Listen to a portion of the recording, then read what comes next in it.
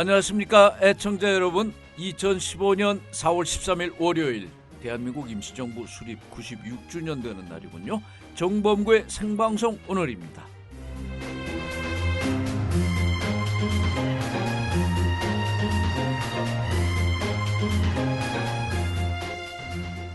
노무현 전 대통령을 탄핵한 기준이라면 지금 벌어지고 있는 부패 스캔들은 박근혜 대통령을 10번이라도 탄핵할 사안이다.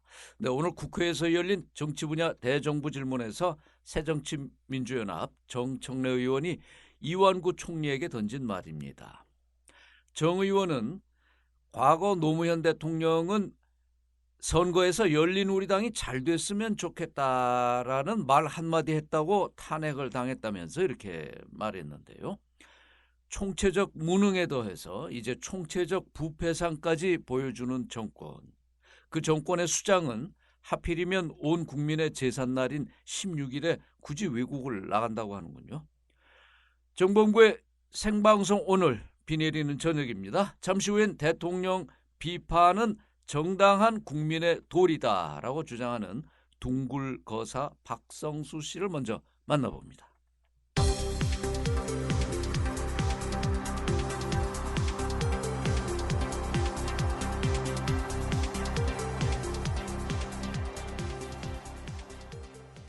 네, 지난 금요일 10일이었습니다. 경기도 일산경찰서 앞에서는 기자회견을 하려는 한때의 시민과 이를 막으려는 경찰 관계자 사이에 고성이 오갔는데요. 어떤 사건이었는지 당사자 박성수 씨를 오늘 스튜디오에 직접 모셨습니다. 어서 오십시오. 예, 반갑습니다. 안녕하세요. 박사님. 예.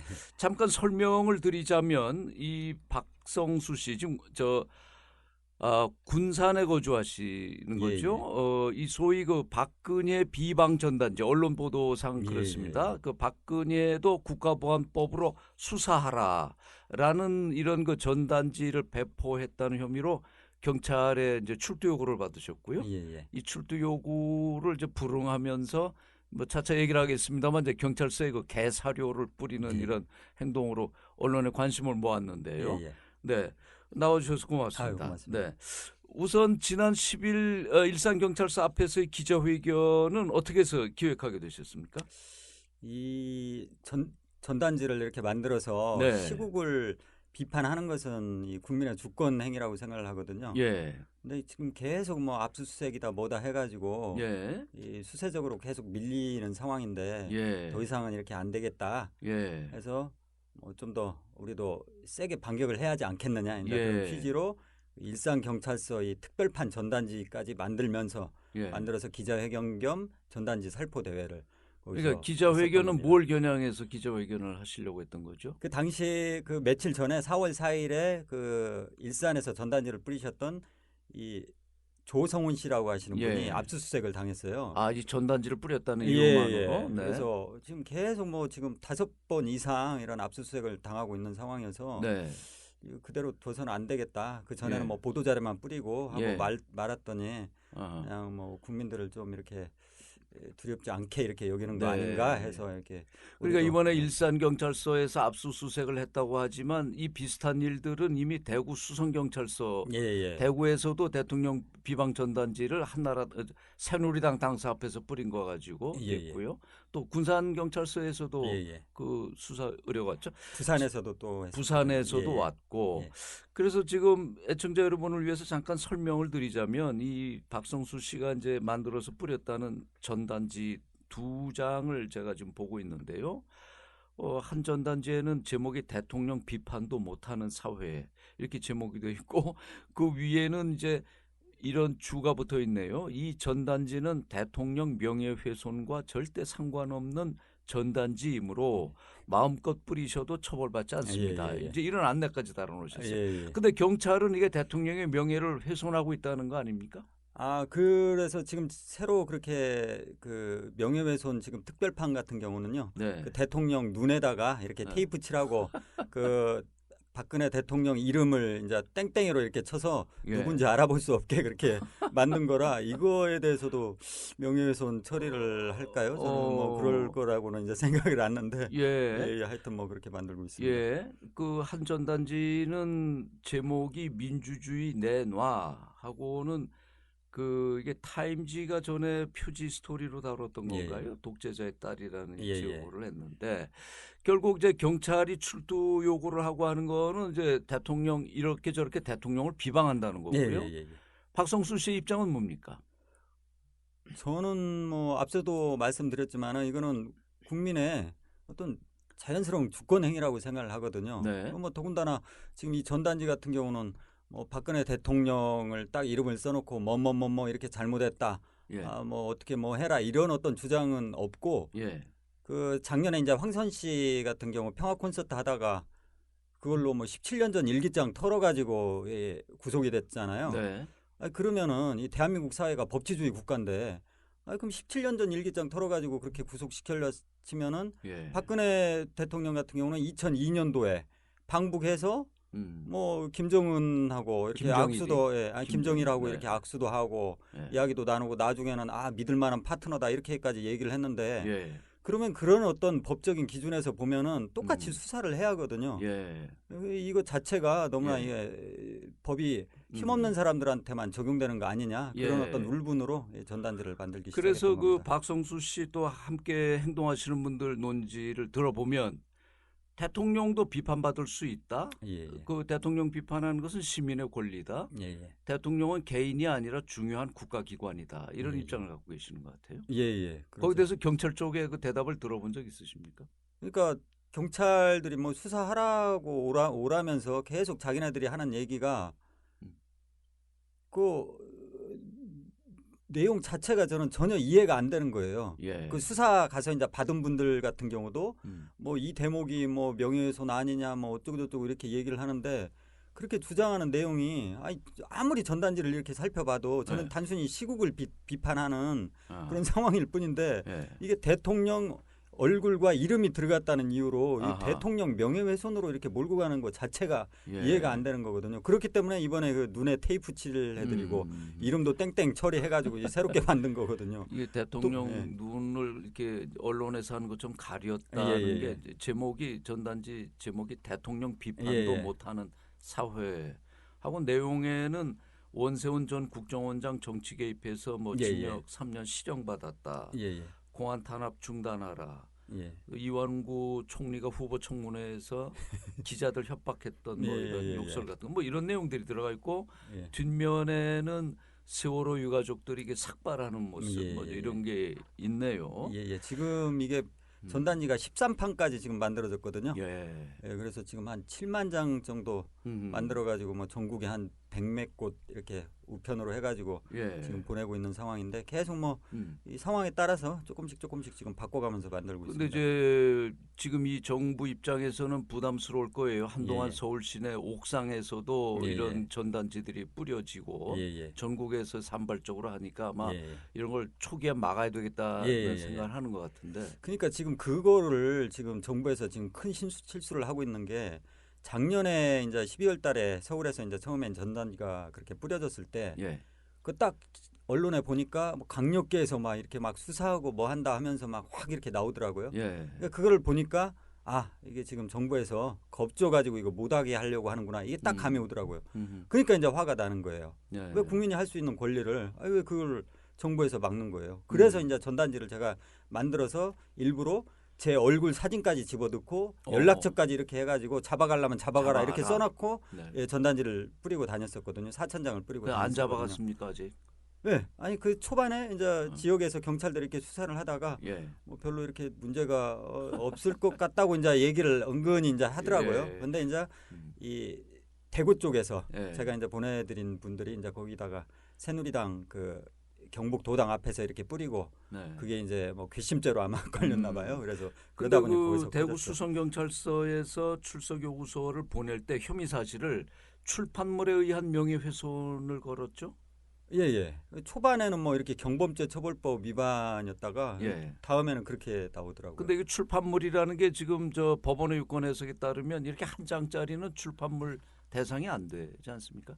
그러니까 이제 그 자체가 너무나 지금 막 어떻게든 이제 걸어가지고 이 사건화 시키려고 하는 무한 어떤 충성 경쟁의 일환으로 이제 만들어진 거다 보니까 저 같은 경우도 이 출판물에 의한 명예훼손 이렇게 소환장을 받은 다음에 이게 책으로 보이면은 경찰들은 이게 책으로 보이는 경찰들은 이 사료 드시고 꼬리 열심히 흔드셔라 해가지고 그때 이제 그 사료를 처음 보냈었던 거거든요. 자, 이 대통령을 비판하는 전단지를 뿌렸다고 해서 경찰이 대통령 명예훼손죄로 이제 소환을 했는데 여기까지는 이게 대통령 비방이냐 시민의 권리냐로 하다가 이 박성수 씨가 경찰서에 개 사료를 보내면서 이게 아주 좀 재미있는 퍼포먼스로 국민들에게는 비춰졌어요.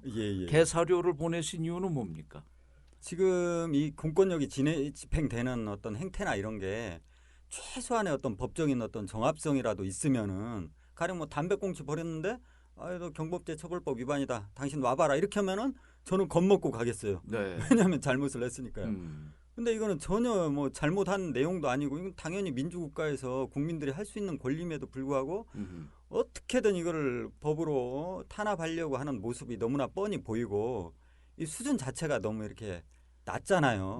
그래서 이건 도저히 사람의 수준에서 이렇게 뭐 이게 얘기하고 설명해가지고 헐 저기가 아니다 이렇게 판단이 되다 보니까 장난할 수밖에 없더라고요. 그러니까 전혀 두렵지도 않고 앞으로 뭐 지금 저기 소환장이 지금 6장이 왔거든요. 전국 4개 지역에서 4개 경찰서에서 6장이 소환장이 왔는데 이제 뭐 안 가면은 이제 체포하고 또 나중에는 뭐 구속도 크게 어떻게 뭐 하면은 무리해서 구속도 하고 그럴 수가 있는데 저는 그래도 아마 재밌을 것 같아요. 상황 자체가 너무 웃기기 때문에요.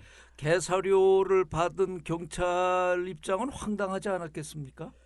그러죠. 아무래도 이제 자기네들은 나름대로 이제 위에서 이제 시키고 그래서 어쩔 수 없이 하는 분들도 많이 있고 그 중에는 이제 적극적으로 하시는 분들도 있겠지만은 황당할 판인데 이제 그 내용이랑 이제 정리해서 항상 보내드리거든요. 이해를 해라 할 수 있게끔 이런 어떤 내용인데 이게 진짜 이런 공무집행은 더 이상 안 된다. 왜 우리가 당신들을 경찰들을 비판해야 하냐. 좀 자중하시라 이제 그런 내용과 같이 보내기 때문에 그 중에서 이제 좀 고민하시는 분들은 좀 생각이 바뀌지 않을까 하는 생각도 해보고 경찰 내부에서도. 그 지난번에 그래서 뭐 군산 경찰서 앞에서도 개 사료를 뿌리시는 퍼포먼스를 하셨고 일산 경찰서 앞에서도 개 사료를 뿌리시려고 하다가 제압당하셨더군요.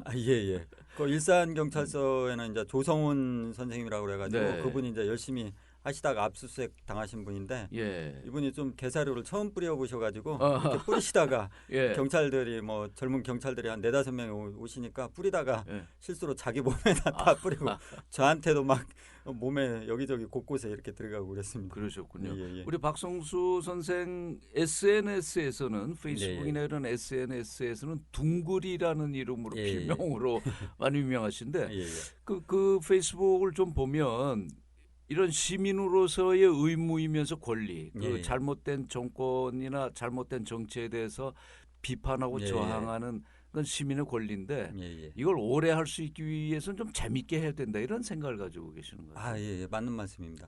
저 같은 경우는 뭐 지금 여지껏 태어나서 뭐 어디 정당에도 가입한 적도 없고 단체에도 가입한 적도 없고 다만 그냥 어떤 시민의 하나로서 이렇게 하고 다니는데 지금 보면은 일베 사이트 같은 경우 보면은 뭐 엄청나게 뭐 회원 수가 뭐 몇백만 명 된다고 하고 그러는데 그런데 보면은 재밌거든요. 좀 이제 막 이러저런 비하 발언이나 이런 건 많이 있는데 서로 간에 즐겁게 놀 수 있는 그런 분위기가 형성되다 보니까 자연스럽게 사람들이 이렇게 들어가더라고요. 젊은 친구들이. 그래서 그 와중에 또 물들어가지고 이렇게 실수도 하는 경우가 있고 그러다 보니까 지금까지 뭐 시민 운동이나 하시는 분들도 열심히 잘해오고 그러셨지만은 좀 엄숙하고 이렇게 좀 너무 틀에 짜여지고 이런 부분도 좀 없지 않아 있는 부분이 있기 때문에 이걸 조금 다른 방식의 새로운 어떤 활동도 필요하지 않을까 해가지고 뭐 즐기면서요. 뭐 스트레스도 이제 저 같은 경우도 그러다 보니까 아무래도 적고 그러다 보니까 뭐 재밌게 하고 있습니다.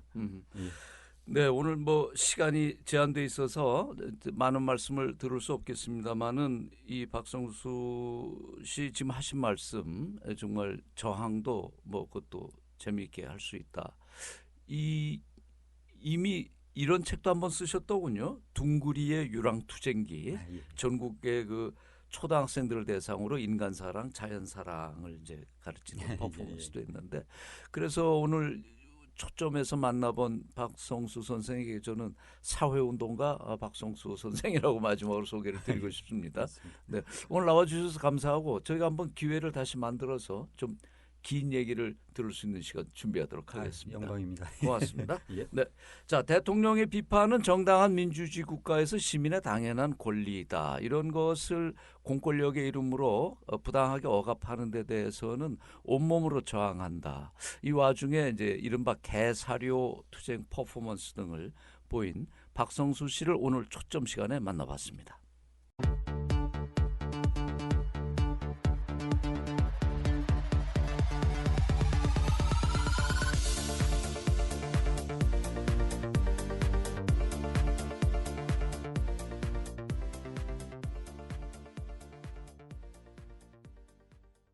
네, 매주 월요일 이 시간 통신원 현장 보고 시간입니다. 파리의 목수정 통신원 연결해 보겠습니다. 안녕하셨습니까, 목수정 선생님? 안녕하세요, 선생님. 네, 뉴스를 보니까 말이죠. 그리스 정부가 과거 나치 정권이 2차 대전 때 그리스 점령했을 때 피해를 입힌 대가로 뭐 2,800억 유로 이걸 배상금 규모로 제시했는데요. 네. 이 문제에 대해서 유럽이나 독일의 반응은 어떤가요? 일단 독일에서는 메르켈이 당시 휴가 중이었고, 그래서 경제부 장관이 정말 멍청한 행동이다 이런 식으로 굉장히 시니컬하게 독일 쪽에서 이 숫자에 대해서 반응을 했고요. 예. 그리고 유럽 전체에서 특히 프랑스에서 보면은 이 사안에 대해서 아주 핫한 뉴스로 다루지는 않았습니다. 아하. 남의 나라 일이라 이건가요? 그런 건 아닌 것 같고요. 네. 좀 조심스러웠던 부분이 뭐냐면 그리스 정부에서 이 숫자를 내놓은 직후에 러시아에 갔습니다. 러시아에 그리스 총리가 푸틴을 만나러 갔죠. 그러고 나서 사실 러시아와 유럽 연합의 관계가 특히 푸틴이 이제 그 권력을 여러 차례에서 지금 재생산해내면서 안 좋았던 것이 사실인데, 그러면서 뭔가 판단을 유보하고 평을 아끼는 그런 분위기가 만들어졌습니다.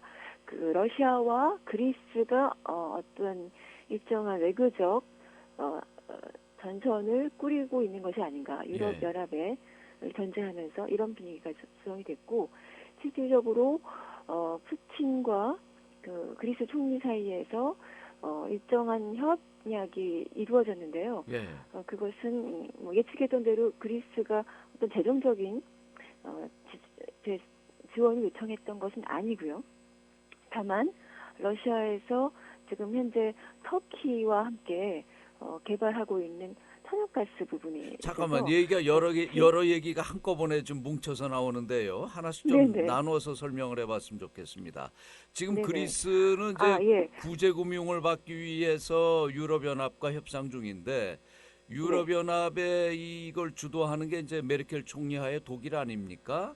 그렇습니다. 그리스는 이런 긴축 재정보다는 소득을 늘릴 수 있는 더 많은 지원과 투자를 요구하는데, 메르켈의 독일은 여기 반대해 왔단 말이에요. 물론이죠. 이 와중에 이제 그리스 신정부 쪽에서는 과거 나치가 그리스에 저질렀던 것에 대한 이제 배상 책임 문제를 치고 나온 거죠. 그러니까 상당히 지금 구제금융을 해결해가는 과정에서 그리스 그 새 정부가 여러 가지 그 전술적인 고려를 해서 이런 배상 지금 요구를 하고 있는 거 아닐까요? 그럼 물론이죠. 실질적으로 그리스 정부가 이 돈을 받아낼 수 있다고 예측하는지는 모르겠으나, 전반적인 시각은 이 카드를 이용해서 재협상에서 유리한 고지를 점령하는 것이 최종 목표일 것이다라고 바라보고 있고요. 실질적으로 그것이 전혀 먹히지 않는다고는 볼 수 없는 것 같습니다. 그리고 러시아라고 하는 카드는 지금 현재로서는 아직 꿈쩍하고 있지 않는 예. 그 유럽 연합을 압박하기 위한 예. 또 다른 전략인 것 같습니다. 그렇죠. 만약에 예, 예. EU와의 협상이 여의치 않으면 러시아 쪽으로 자신들이 협력 파트너를 바꿀 수도 있다. 뭐 네. 이런 건데요.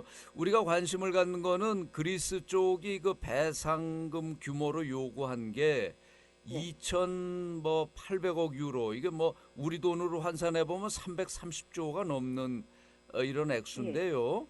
이 돈은 그리스가 지금 구제금융으로 받은 돈보다 훨씬 많은 거 아닙니까? 더 많습니다. 어떻게 해서 이런 저 배상금 액수 산정이 된 걸까요? 아주 구체적으로 42년도에 나치 예. 정부가 강제로 그리스에서 대출해간 돈이 103억 유로 정도로 계산이 되고요. 예. 그 이외에 또 42년부터 44년 사이에 나치에 점령당하면서 희생당했던 그리스인들에 대한 보상금, 예. 그리고 파괴된 그 시설들에 대한 보상금을 합친 금액인데 이 금액을 산출해내기 위해서 무려 5만 건의 자료들을 확보를 했다고 밝히고 있습니다. 예. 그리스 정부가요. 예. 그리고 이 산출 작업이 굉장히 정확한 데이터에 근거해서 만들어졌기 때문에 예. 우리는 소송까지 갈 수 있다라고 큰 소리를 지금 치고 있는 상황입니다. 뭐까지 갈 수 있어요? 소송. 아, 소송, 뭐 국제재판소나 이런데. 근거가 명확하다 이거죠. 네. 그런데 독일 정부의 기존의 입장을 보면 이미 그 1960년까지 그리스하고 이 나치 범죄 희생자 보상 협정을 맺어서 당시 배상금으로 뭐 1억 몇 천만 마르크를 제공했다. 이걸로 배상 문제는 끝난 거다. 하고 있지요. 네. 예. 그런데 아마도 그 당시에 했던 그 협정 안에는 이러한 자세한 내용들이 들어가 있지 않았던 것 같습니다. 아하. 자, 그러니까 결국 앞서도 말했지만 그리스 정부가 지금 4.32 배상금 문제를 들고 나오는 거는 이 구제금융 협상의 지렛대로 활용하려는 거 아닌가요? 그렇죠. 그리고 실질적으로 좀 유럽 연합에서 약간 소외되어 있거나 내지는 불이익을 당하고 있는 나라들끼리의 전선이 러시아와 손을 잡으면서 가스 개발을 중심으로 해서 만들어지고 있는 상황이라서 이것이 실질적으로 유럽 연합을 굉장히 불편하게 만들고 있는 상황이기도 합니다. 네. 그리고 늘 이게 그리스가 지정학적 입장을 보면 이게 발칸에 위치해 있으면서 러시아와 이 소유럽과의 그 충돌 지점에 있었기 때문에 그리스가 그런 것도 최대한 이용을 하려고 그러는 것 같네요.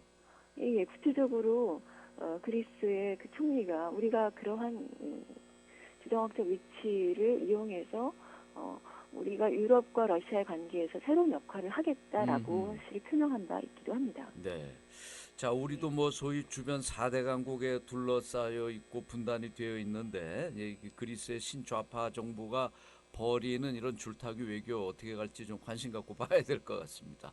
다른 얘기를 좀 하겠습니다. 지금 국내에서는 이제 세월호 참사 1주기가 이제 내일 모레인데요.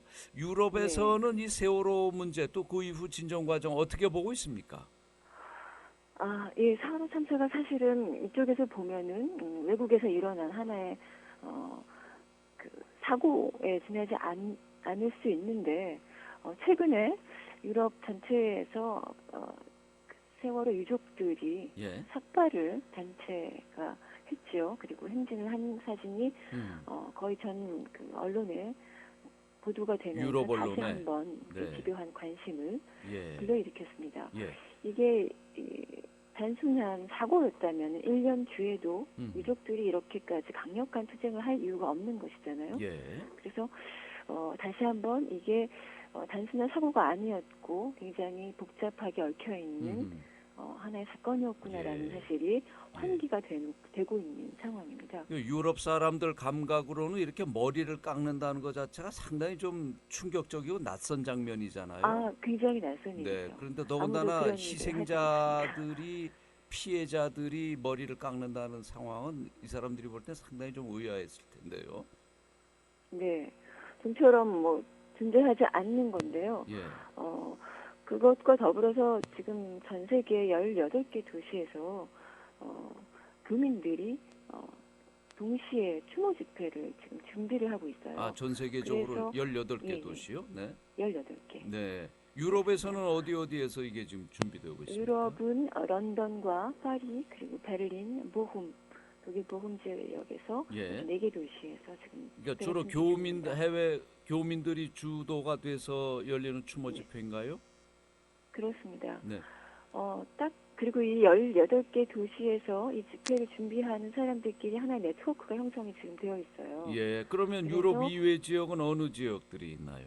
그 이외의 지역은 캐나다에 2도시가 있고요. 예. 그다음에 도쿄. 예. 나머지는 미국에 있는 도시들입니다. 아, 미국의 교민들이 많이 살고 있으니까요. 미국의 교민들이 제일 많으니까요. 네. 그럼 이 18개 도시에서 주최하는 분들끼리 네트워킹 같은 게 돼 있습니까?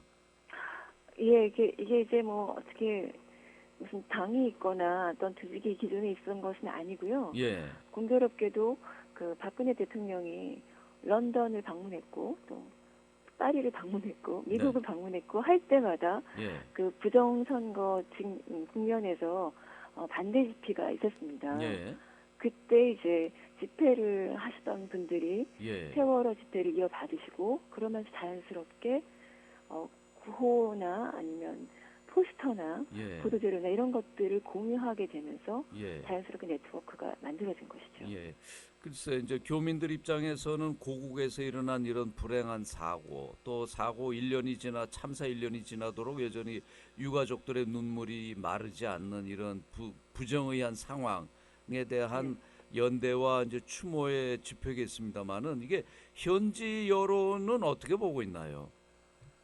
현지 여론이 딱히 있다라고 말씀드릴 수는 없을 것 같아요. 아직은 단발적인 어떤 뉴스로 작년에 처음 사고가 발생했을 때에는 굉장히 큰 뉴스로 다뤄졌고 특히나 프랑스에서는 그 세월호의 실질적 소유주가 유병원이라는 사람인데 그 사람이 아해라는 이름으로 여기서 루브르 박물관에서 사진전을 했던 사람이었기 때문에 훨씬 더 큰 뉴스로 다뤄지긴 했죠. 그러나 많은 그 사고 뉴스들이 그랬던 것처럼 잊혀졌던 게 사실이에요. 그런데 이제 다시금 세월호 유족들의 강력한 투쟁이 전해지면서 환기가 되고 있고 지금 저희가 파리에서도 이 집회 소식을 알리면서 프랑스 인권단체들로부터 참여하겠다라고 하는 연락을 받고 있는 걸 보면은 꽤 큰 관심이 이제 저희는 18일 토요일 날 집회가 예정되어 있는데요. 그 즈음을 해서는 관심이 크게 불러일으켜질 것으로 저희 내다보고 있습니다. 목수정 선생님 오늘 말씀 여기까지 듣겠습니다. 고맙습니다. 네, 안녕히 계십시오. 네, 현장 리포트 오늘도 파리의 목수정 통신원 연결해서 이야기 들어봤습니다.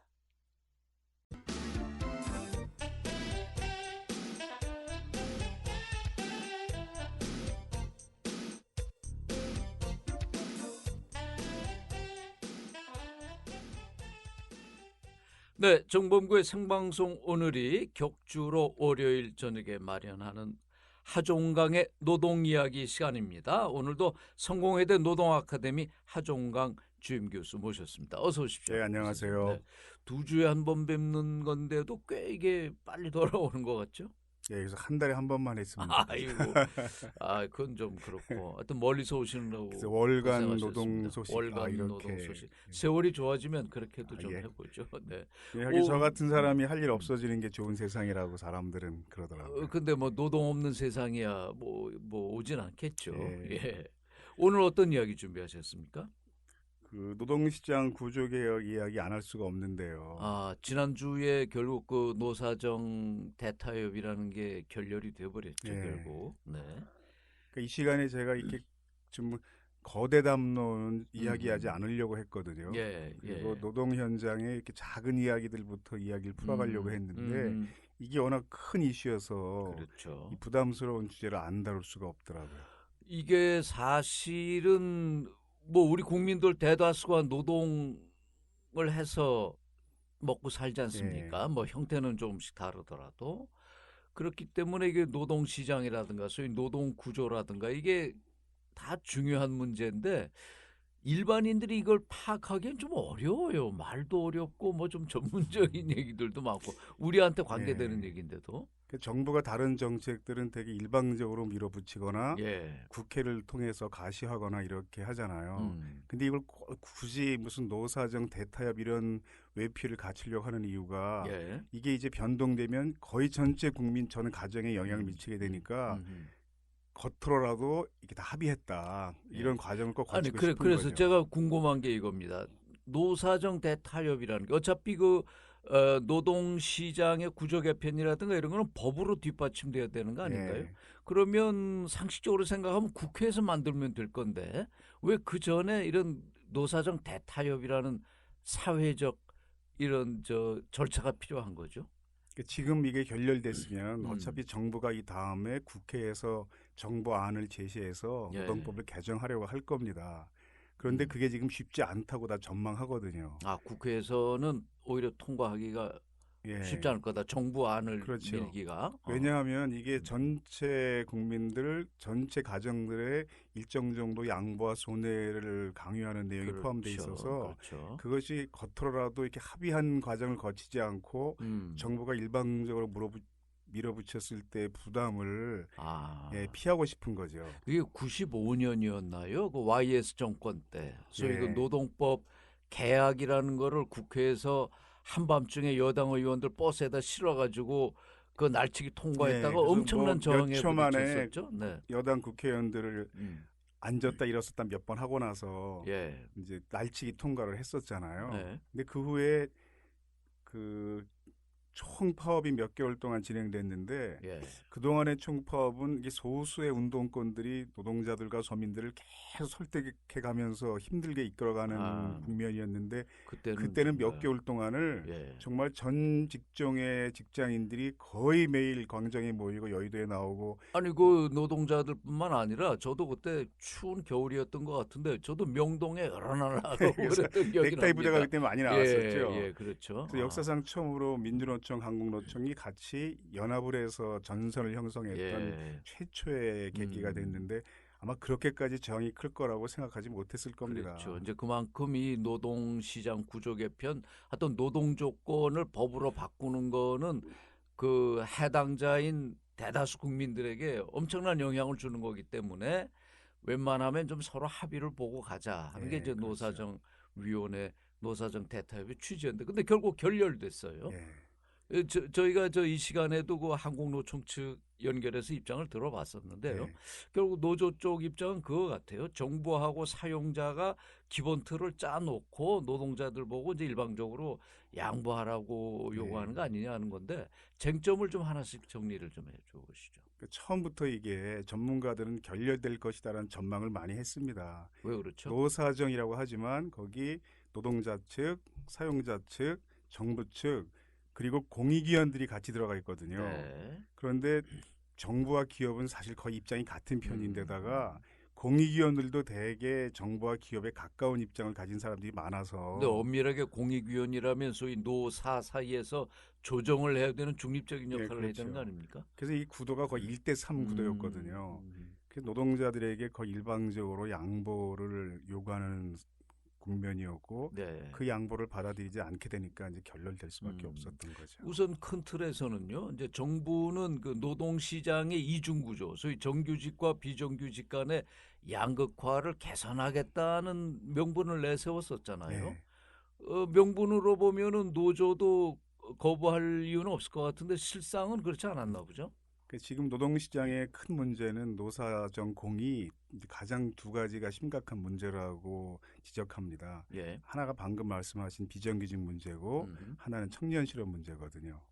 이 두 가지 때문에 노사정 대타협이 필요하다고 이제 명분을 내세웠는데 그러면 정규직과 비정규직의 차별을 해소하는 방안이 크게 이제 두 방향입니다.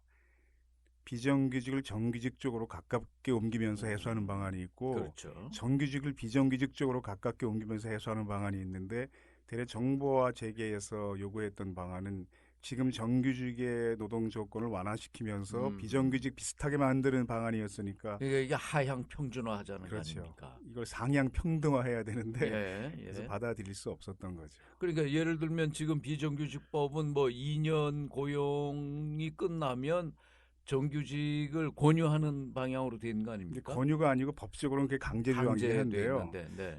그거 좀 굉장히 디테일한데요. 예. 대개 보통 2년 비정규직이었으면 2년이 초과될 때는 정규직화해야 한다. 예. 이렇게 많이 알고 있습니다. 네. 그리고 대개 언론에서도 기자들이 뉴스 시간 나와서 그렇게 표현하거든요. 예. 지금 현행법이 어떻게 규정돼 있냐 하면 2년 동안 비정규직 고용 기간이 계속됐으면 2년을 초과할 때는 계약 기간이 끝났다는 것을 이유로 해고할 수는 없다. 이렇게 돼 있어요. 그러니까 비정규직은 보통 뭐 1개월 단위, 3개월 단위, 6개월 단위, 1년 단위로 계약이 갱신되는데 네. 계속 갱신돼서 2년을 넘으면 그때는 계약 기간이 끝났다고 해고할 수는 없다. 근데 그 이전까지는 계약 기간이 끝났다는 이유로 그만 나오시오. 이렇게 해도 합법적인데 2년 지나면 그렇게 할 수 없다는 거죠. 그러니까 2년 지나면 비교적 뭐 고용 형태는 어떻게 될지 몰라도 고용은 안정된다 이렇게 볼 수 있는 건가요? 그래서 그게 이제 무기계약직인 겁니다. 예. 그리고 노동자들은 영구 비정규직이다. 그 비정규직 상태로는 계속 일할 수 있다. 이거거든요. 예. 정규직화하는 것이 아니라 그 비정규직 상태로 계속 일할 수 있는 이제 권리는 보호하겠다는 근데 것인데 많은 사람들은 지금 그 비정규직법이 계속해서 2년 비정규직으로 근무했으면 그다음에 정규직으로 되는 걸로 아는 분들이 많은 거예요. 그러니까 정규직은 아니고 무기계약직이 되는 거고요. 정확히는 영구 비정규직인 거죠. 그런데 어쨌든 그 정규직으로 비정규직으로 가슴 졸이는 기간이 현행은 2년인데 네. 이번 노사정 대타협에서 사측이랑 정부가 내놓은 건 그 2년 기간을 4년으로 연장하자는 거 아닙니까? 그러니까 4년으로 연장하겠다는 게 뭐냐 하면 사실은 정확히 표현하면 그 무기계약직으로 전환하는 시기를 2년 더 늦춘다는 겁니다. 그러니까 비정규직 노동자 입장에서는 더 불안한 세월이 연장되는 거 아닙니까? 그게 현실인데요. 법 취지상으로는 이제 2년이 있으면 무기계약직이 될 수 있었는데 이제는 4년이 있어야 무기계약직이 되는 거거든요. 근데 노동부가 지난번에 그 안을 제시하면서 중요한 근거가 계약직 노동자를 조사해 보니까 뭐 80몇 %가 고용계약 기간 연장을 더 원하고 있었다. 이걸 근거로 내세웠습니다. 그런데 사실 노예 계약이나 다름없는 비정규직 기간이 연장되기를 바라는 노동자는 없거든요. 그렇죠. 비정규직의 꿈은 어떻게든 정규직화되는 거 아닌가요? 그게 왜 이제 현상이 그런 양이 생기냐면 그러니까 참여정부에서 이 법을 개정할 때부터 어떤 문제점이 지적됐냐 하면 사업주가 이 조항을 아주 쉽게 회피할 수가 있습니다. 그러니까 2년 되기 직전에 계속 해가면 돼요. 그렇죠. 2년을 안 채우면. 그러니까 지금 여의도에 방송 3사가 있었을 때 어떤 일이 있었냐 하면 되게 언론사에 보면 취재 차량을 운전하는 기사들이 있습니다. 예전에는 다 그 언론사에 직접 고용된 운전기사들이었는데 언론사에 운전기사를 공급하는 용역회사가 생긴 거죠. 그렇죠. 그래서 방송사 소유 차량을 운전해주는 운전기사들이 있었는데 이 사람들을 2년 될 때마다 서로 교환했어요. 방송사에 서로. 그러면 이 사람들이 10년 이래도 계속 그 비정규직 파견직인 거거든요. 근데 이 조항을 실효성을 갖게 할 수 있는 쉬운 방식이 있습니다. 요 2년이 초과되면이라는 그 규정을 노동자 개인에게 적용하는 규정이 아니라 그 일자리 직책에 적용하는 규정으로 바꾸면 돼요.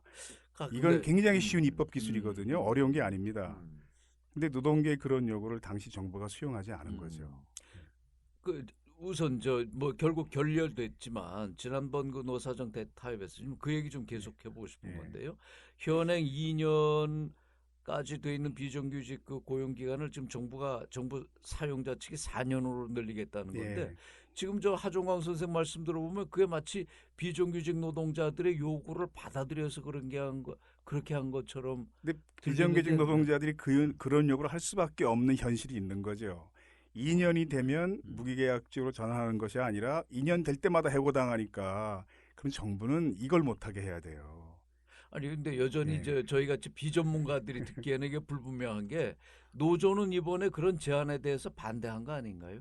당연히 반대한 거죠. 그러니까 비정규직들을 영구화한다는 취지에서. 그게 지금 달라질 게 전혀 없는 게 뭐냐 하면 이제 4년마다 해고되는 거거든요. 2년마다 해고되느냐 4년마다 해고되느냐. 그러니까 원래 이 법 취지대로 2년이 지나면 무기계약직으로 최소한 바꾸는 것 정도는 해야 되는 거거든요. 그러니까 기업이 지금 비정규직을 계속 비정규직으로 고용하는 것조차 반대하고 있는 거거든요.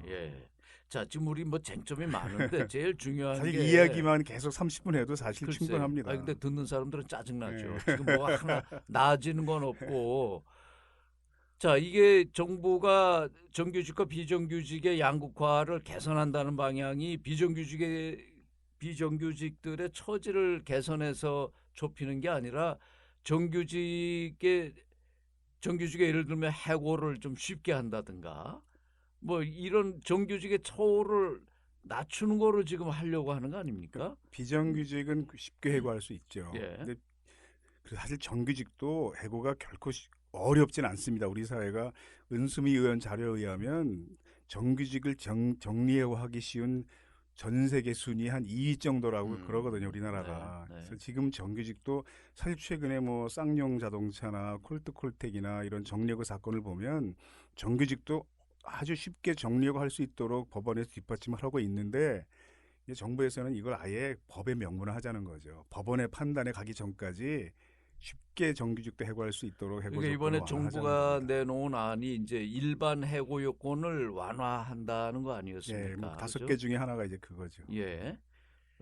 이건 뭐 노동계 입장으로서는 받아들이기가 어려운 거 아닙니까? 그 중에 가장 중요한 쟁점이 뭐냐면 근무 성적이 낮은 사람들을 해고할 수 있도록 하자는 건데 예.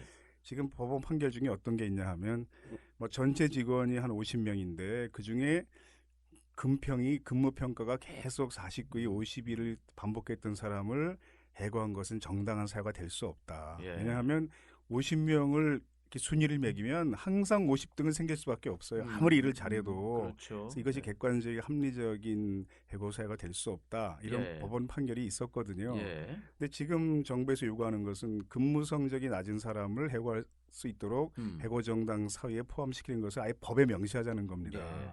저는요 이 조항을 들을 때 뭐가 생각나냐면 얼마 전에도 인천에 있는 현대제철에서 그 제철 노동자가 그 쇳물이 끓는 용광로에 떨어져 죽지 않았습니까? 그래서 뭐 이게 그 샘물 절대 쓰지 마라. 아니 뭐 그건 뭐 이런 옆으로 하는 내용이 얘기고 있었다고. 지금 뭐 세계 10위권의 경제대국이란 나라에서 아직도 이런 산업 안전이라든가 기본적인 그 노동자들의 안전이 보장이 안 돼 있는 상황에서 근무 성적이 낮은 걸 이유로 해고를 할 수 있다라고 한다면 작업 현장에서 이런 그 무리한 노동이라든가 이런 게 얼마나 더 심해지겠나 이런 생각도 예, 들거든요. 그게 기본적인 배경이고요. 예. 또 중요한 것은 되게 노동조합 활동하는 사람들이 좋은 평가를 받을 수가 없습니다.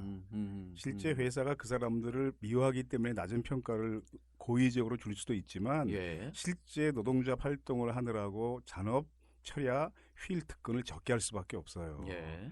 그러면 일단 이게 법제화되면 현장에서는 노동조합 활동가들로부터 해고되기 시작하는 현상이 발생할 수 있거든요. 그런 것도 실제 내용상으로는 노동조합 활동이 이유이지만 겉으로는 얼마든지 근무 성적을 그 뭐 조작한다든가 뭐 여러 가지 근거를 제시해서 정당한 해고를 만들 수 있다는 거죠. 예. 네. 자, 하정광 선생님 말씀 들으면 지금 우리 노동시장의 제일 큰 두 가지 문제가 이제 비정규직 문제, 청년 실업 문제다. 예. 그 비정규직은 지금 전체 임금 근로자의 거의 35% 수준. 정부 주장이 이제 그런 그렇죠. 거고요. 이게 다 다른 것 같아요, 예. 통계가. 네. 노동계 주장은 거의 900만 명이다 이렇게 보고 있는데 900만 명이면 전체 임금 근로자 한 300만 명 정도 차이가 나는 예, 거거든요. 네. 전체 임금 근로자의 절반 이상이 비정규직이란 건데 이게 지금 왜 차이가 나냐면요. 정부 통계에서 빠지는 비정규직이 크게 두 종류가 있습니다. 첫째는 건설 현장의 일용직을 정부는 비정규직 통계에서 누락시킵니다. 이유가 뭐냐 하면 사실 일용직이 가장 대표적인 비정규직이잖아요. 그렇죠. 아침에 고용됐다가 저녁에 해고되는 사람인데 일용직들. 근데 정부가 건설 현장 일용직을 제외시킨 이유는 건설 현장의 일용직은 일제시대 때부터 그 형태로 고용계약을 했다는 거예요. 그래서 이게 정상적인 고용계약이라는 겁니다. 예. 그럼 정부의 그 핑계에는 비정규직은 비정상적 고용계약이라는 것을 전제로 하고 있는 거예요. 이건 건설 현장에 근대화가 되면서 정형적인 정상적인 노동계약이니까 건설 현장 일용직 흔히 노가다라고 하는 비정규직 아니다 이런 거죠. 사실은 좀 말이 안 되는 주장이고요. 그다음에 이제 누락되는 중요한 부분이 노동자로 인정받지 못하는 간접 고용 형태, 특수 고용 형태 노동자들이 많아요. 보험 모집. 예, 보험 설계사, 학습지 교사, 과물차 택배 기사들, 골프장 경기 보조원들 얼마나 이 숫자가 많습니까? 이건 다 정부의 비정규직 통계는 안 들어가요. 아예 노동자 통계도 안 들어가죠, 이 사람들은. 그러니까 사실 노동계 통계가 저도 사실 비정규직인데. 자, 이제 비정규직 문제는 그래도 많이 이제 논의를 우리가 하는 편이에요. 근데 노동시장 양극화에서 또 우리가 무시할 수 없는 게 대기업하고 중소기업의 임금 격차나 노동 조건의 차이도 심하죠. 또 뭐 소위 이제 기업 내부에서도 갑을 관계라고 해서 원청과 하청의 노동자들에게 다 다르고요. 자동차 공장에서 얘기가 되지만 같은 라인에서 근무해도 이게 똑같은 일을 하면서 정규직과 비정규직의 이런 문제, 이런 얘기를 좀 한번 뭉뚱그려서 얘기를 해주시면. 기본적인 전제는 뭐냐 하면요, 비정규직 문제도 그렇고 이런 임금 구조가 차별화되어 있는 것도 마찬가지인데 그게 사회 전체에 미치는 영향이 어떠하냐, 이게 항상 중요한 거거든요. 그러니까 비정규직 노동자 문제를 해소해야 하는 중요한 이유는 그 비정규직 고용자 자체가 그 노동자 당사자에게 굉장히 비인간적인 삶을 강요하는 계약이지만 이게 많아지면 사회 전체에 해로워요. 그러니까 사실 비정규직 고용계약은 기업이 단기적으로 인건비를 절약한다는 것 외에는 사회적 이익효과가 거의 없습니다. 그 지난번에 최저임금 이야기할 때에도 최저임금조차 지불할 수 없는 기업은 시장에서 빨리 도태시키는 것이 오히려 시장경제다, 이런 얘기했듯이 비정규직을 고용해야만 겨우 유지되는 기업들은 이걸 살려둬봐야 국가경제에 유익한 기업들이 아닙니다. 이런 기업은. 그런 기업들은 빨리 능력 있는 경영자로 대체할 수 있어야 하고요. 그다음에 정규직이 과보받고 있다. 그리고 정규직이 고임금을 받고 있다. 그래서 뭐 기득권자다, 때로는 뭐 귀족 노동자다, 이런 표현까지 나오는데 이건 비정규직이 너무 많아지고 이쪽이 열악해지니까 정규직이 지금 희소가치를 과도한 대우를 받는 것처럼 보일 뿐이지 사실은 이게 정상이거든요. 그렇죠. 옛날엔 다 정규직이었잖아요. 그래서 제가 이제 그 70년대 초반에 대학을 들어갔는데 뭐 비슷하겠지만 우리 때는 그 교직 과목이라는 게 있잖아요. 근데 요즘은 교직 과목을 비사범계 학생들이 이수하려면 성적이 거의 상위 10% 안에 들어야 됩니다. 근데 우리 때는 그냥 B학점 이상은 다 신청할 수 있었는데 거의 안 했어요. 그래서 왜 교직 과목 신청 안 했냐 이렇게 물어보면, 야, 그 교사 자격증 땄다가 나중에 운 나쁘면 교사 돼, 이렇게 말했잖아요. 우리 때는 뭐 또 잘못하면 오해 소지가 있지만 그때는 교사나 있었죠. 공무원이 대학생들은 거의 마지막에 선택하는 직장이었는데 지금 가장 우수한 인력이 교사나 공무원을 선택하는데 이게 어렵습니다. 되기가 상당히. 정규직이니까. 그러면 다른 분야가 추락한 거예요. 이쪽이 지금 교사나 공무원의 대우가 월등하게 향상된 것이 아니라 다른 부분들이 너무 추락하다 보니까 교사나 공무원이 비교적 안정적인 고소득자처럼 돼버린 거죠. 직업의 안정성, 과거에는 뭐 한 번 직장 들어가면 우리가 평생 직장이라고 생각을 했는데 지금은 이제 그런 게 깨졌죠. 그러면서 과거에는 정상적이었던 정규직이 지금은 이제 오히려 희소한 존재가 되어버린 것 같죠. 노동시장이 왜곡됐는데. 자, 이 얘기하다 보니까 거의 시간이 다 갔는데 사실 두 번째 중요한 문제는 이제 청년 실업 문제예요. 정부는 이 청년 실업 문제를 해고하기 위해서도 노동자들의 해고 요건을 좀 완화해야 된다, 이런 얘기일 텐데요. 그러니까 비정규직 문제나 청년 실업 문제나 정부나 기업은 원인을 이제 똑같이 보고 있어요. 정규직이 과보호되고 있기 때문에, 정규직의 고용이 경직돼 있기 때문에 이걸 유연화시켜서 일자리를 창출해야 청년 실업이 해소된다는 거거든요. 근데 사실 청년 실업이나 비정규직의 책임은 정규직 노동자에게 있는 건 아니거든요. 그게 뭐 반을급만큼 영향이 있겠지만 더 중요한 원인은 청년들이 취업할 수 있는 일자리가 없기 때문이거든요. 그러니까 지난 이명박 정부에서도 그 이명박 대통령이 짬날 때마다 청년 실업 이야기하면서 눈높이를 계속 강조했거든요. 너무 눈높이가 높아서 수도권 대기업에 집중하기 때문에 청년 실업 현상이 발생한다. 그러니까 눈높이를 낮춰서 지방의 중소기업에 다 취업하면 거기 지금 사람을 구하지 못해 난리인데 청년 실업 해소될 것이다. 계속 이런 해법을 제시했습니다. 근데 2010년에 그 다이아몬드, 모텐슨, 그 피사리데스라는 세 노동경제학자가 역사상 처음으로 노벨 경제학상을 받은 적이 있어요. 노동경제학 분야의 수상자가 나온 게 이게 처음이었는데 근데 그 사람들이 데이터로 증명한 게 뭐냐 하면 이런 일자리 실업 문제는 개인에 맡기거나 기업에 맡겨서 절대 해결되지 않고 정부가 정책적으로 구조적으로 바꿔야 이게 해결된다 이거거든요. 그러면 대학을 이제 1년에 한 1,000만 원 가까운 등록금을 내고 졸업을 했습니다. 그리고 저 시골의 농공단지에 가서 열심히 일하면서 한 달에 한 100만 원 받는 직장에 취업하고 싶은 청년이 사실 없거든요. 그러니까 청년들이 취업하고 싶은 직장을 만들어야 돼요, 많이. 그게 중요한, 즉 인프라가 바뀌어야 되는 거죠. 그 취업 담당 교사가 그런 말을 하는데 정부에서 계속 취업률 높이라고 강요하니까 학생들을 데리고 농공단지에 가서 이렇게 취업을 시켰는데 4년 근무기간을 채워야 받는 혜택이 있대요.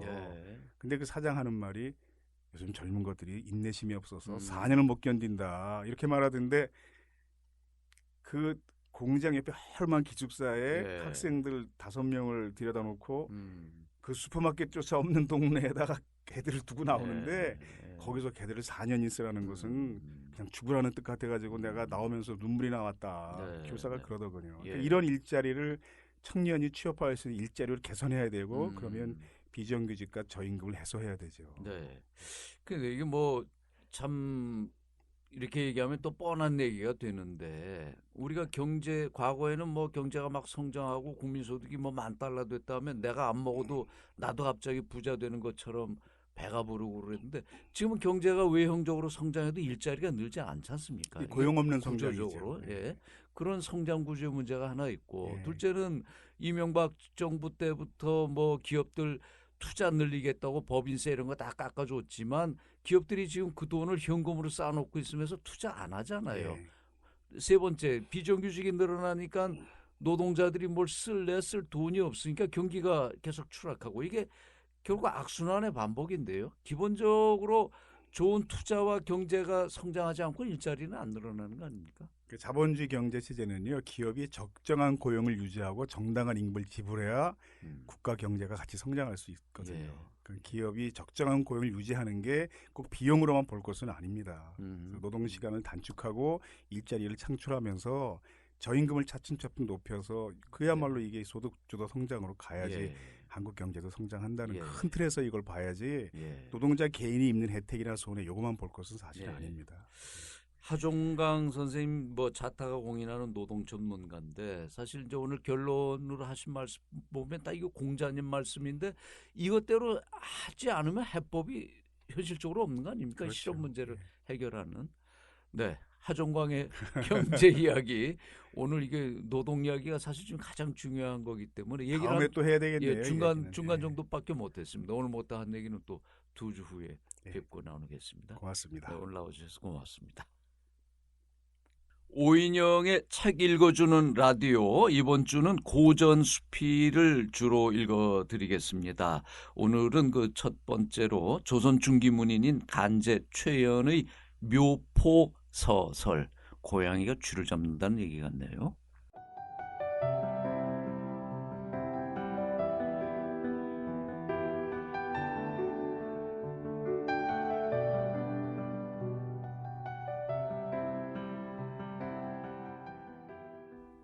오늘은 애청자 여러분과 고전수필 한 편을 읽고자 합니다. 조선 중기의 문인인 간제 최연의 쥐를 잡는 고양이 이야기라는 묘표 서설입니다. 내가 살던 집에 사람을 무서워하지 않는 쥐들이 살고 있었다. 그 쥐들은 항상 밝은 대낮에 떼지어 다니며 제멋대로 갖은 횡포를 부렸다. 침상 위에서 수염을 쓰다듬는가 하면 문틈으로 머리를 내밀기도 하고 담벼락을 뚫고 농짝에 구멍을 내어 온 집안에 온전한 구석이 없었으며 옷을 담은 상자나 바구니를 마구 갉아 옷걸이에 성한 옷이 없었다. 그놈들이 끊임없이 드나들며 밤새도록 시끄럽게 뚱땅거리므로 벽을 치며 고함을 질러도 조금도 두려워하지 않아 슬그머니 일어나 몽둥이를 집어던져 놀라게 하면 잠시 엎드려 있다가는 곧 다시 일어났다. 쥐구멍에 물을 붓자니 담벼락이 허물어질까 염려되고 불을 지르자니 집이 탈까 염려되고 돌멩이를 던지자니 그릇이 깨질까 염려되어 손으로 때려잡아 볼까 하였으나 구멍 속으로 숨어버렸다. 나는 몹시 걱정하던 끝에 이웃집에서 고양이 한 마리를 빌려와 으슥한 곳에 놓아두고 쥐를 잡게 하였더니 그 고양이는 쥐를 물끄러미 쳐다보기만 할 뿐 전혀 잡으려 들지 않았다. 뿐만 아니라 오히려 쥐들과 한패가 되어 장난을 하니 쥐들은 쥐구멍 앞에 떼지어 모여 거침없이 더 심하게 횡포를 부렸다. 나는 한숨을 쉬며 탄식하기를 이 고양이는 사람 손에서 편히 길러져 제 할 일을 게을리하니 말하자면 나라의 판관이 부정한 짓을 한 자를 제재하는 일에 힘쓰지 않으며 장수가 적을 방어하는 일에 태만한 것과 무엇이 다르랴 하며 한동안 개탄하다가 시리에 빠져 끝내 이곳을 떠나야겠다는 생각을 하였다. 그런지 며칠 후 어떤 사람이 와서 하는 말이 우리 집에 고양이가 있는데 매우 사납고 날쌔어 쥐를 잘 잡는다 하므로 그놈을 부탁하여 데려와 봤다. 그 고양이는 날카로운 이빨과 발톱으로 밤낮으로 집주위를 맴돌며 살피고 쥐구멍 가까이 가서는 조용히 코를 대보아 쥐 냄새를 맡으면 꼼짝하지 않고 버티고 앉아서 허리를 웅크린 채 공격할 자세를 취하고 있다가 쥐 수염이 구멍 입구에서 흔들거리는 것을 보자마자 쏜살같이 달려들어 잡아버렸다. 하여 10여일이 채 안 되어 쥐떼가 잠잠해졌다. 그 전에 찍찍거리며 갖은 횡포를 부리던 자취가 깨끗이 사라져 집기며 의류며 물건이 하나도 손상을 입지 않았다. 대체로 쥐는 본디 숨어 사는 동물로서 항상 사람을 무서워한다. 전에 그처럼 횡포를 부리고 피해를 끼친 것은 그것들이 어찌 깊은 꾀와 배심이 있어 사람을 깔본 것이겠는가. 대저 사람들이 그것들을 막는 방법을 몰랐기 때문에 그처럼 멋대로 굴었던 것이다.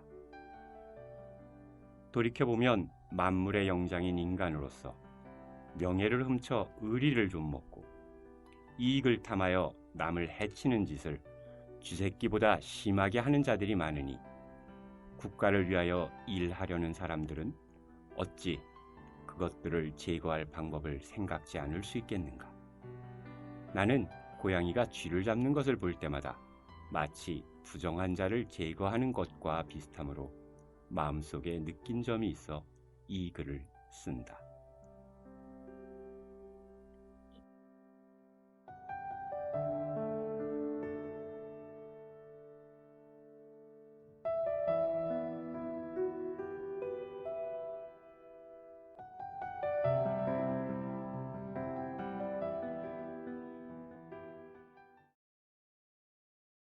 네, 오인영 교수 추상 같은 내용인데 목소리가 부드러워서 그런지 마음이 같이 차분해졌습니다.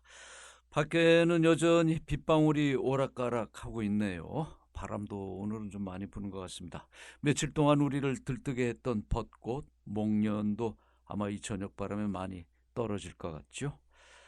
이 저녁 혹시 뺨 위에 스치는 그 무엇 있으면 차마 머물지 못하고 가는 그 어떤 마음 있는지 한번 헤아려 보시기 바랍니다. 평안한 저녁 시간 보내시기 바랍니다.